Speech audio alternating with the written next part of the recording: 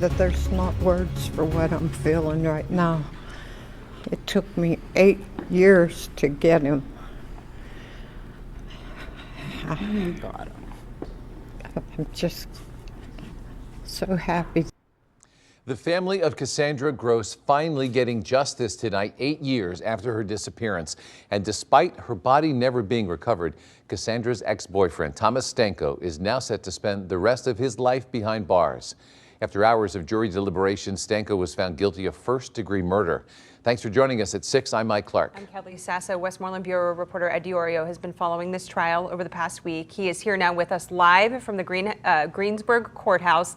And what was Stanko's reaction when this verdict was read? And how is Cassandra's family now feeling about this?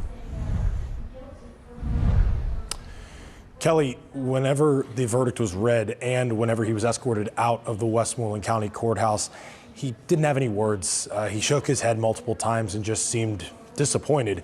But when it comes to the friends and family of Cassandra Gross, they were audibly and visibly happy when the verdict came down of Thomas Stanko being found guilty of first-degree murder and reckless burning in connection to the death or disappearance of Cassandra Gross.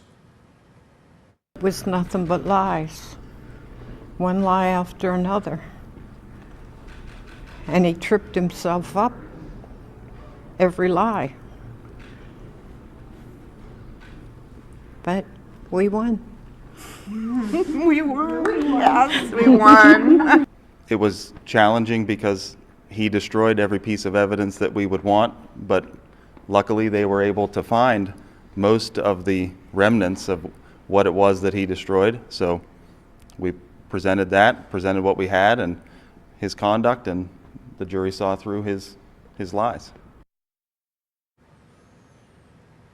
As you can tell, there was a lot of surprise throughout the course of this trial, especially when Stanko took the stand in self-defense.